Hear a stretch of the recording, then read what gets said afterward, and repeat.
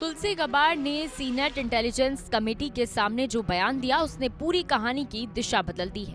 उनके मुताबिक 2025 में अमेरिका और इजरायल के हमलों के बाद ईरान ने अपने न्यूक्लियर प्रोग्राम को दोबारा शुरू करने की कोई कोशिश नहीं की।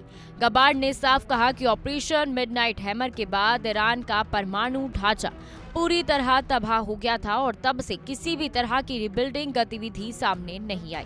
ये बयान सिर्फ एक तकनीकी जानकारी नहीं बल्कि अमेरिकी रणनीति और फैसलों पर सीधा सवाल खड़ा करता है। दूसरी तरफ डोनाल्ड ट्रंप और उनके प्रशासन का दावा बिल्कुल अलग रहा है। उन्होंने लगातार कहा कि ईरान का न्यूक्लियर प्रोग्राम अमेरिका और दुनिया के लिए बड़ा खतरा है। इसी खतरे का हवाला देकर सैन्य कार्रवाई की गई, हमले किए गए और पूरी रणनीति को सही ठहराया गया।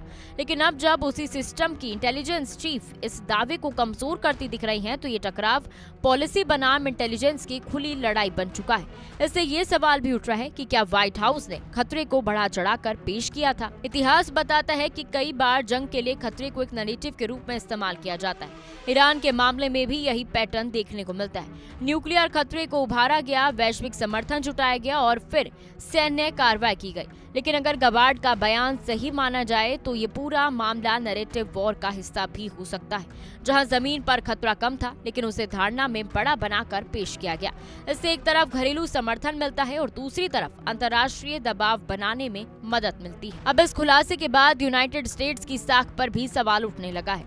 अगर सरकार और इंटेलिजेंस एजेंसियों के बयान अलग अलग हैं तो दुनिया किस पर भरोसा करे। आने वाले दिनों में अमेरिकी कांग्रेस में इस मुद्दे पर तीखी बहस होना तय है। सहयोगी देशों की भी इस बात पर चिंता बढ़ेगी, जबकि विरोधी देश इस अमेरिका के खिलाफ एक नए हथियार के रूप में इस्तेमाल कर सकते हैं। सबसे बड़ा सवाल अब भी वही है, क्या इस जंग के पीछे असली मकसद कुछ और था, जैसे तेल, जियोपॉलिटिक्स या शक्ति प्रदर्शन। आखिर में ये पूरा मामला सिर्फ एक बयान का नहीं बल्कि एक पूरी रणनीति और नैरेटिव की सच्चाई का है। क्या ईरान का न्यूक्लियर खतरा वाकई उतना बड़ा था जितना बताया गया, या फिर ये एक ऐसी कहानी थी जिसे दुनिया को विश्वास दिलाने के लिए गढ़ा गया। तुलसी गबार्ड के बयान ने इन सवालों को और गहरा कर दिया है। अब देखना ये होगा कि क्या सच्चाई पूरी तरह सामने आएगी या फिर यह मुद्दा भी समय के साथ एक और राजनीतिक नैरेटिव बनकर रह जाएगा।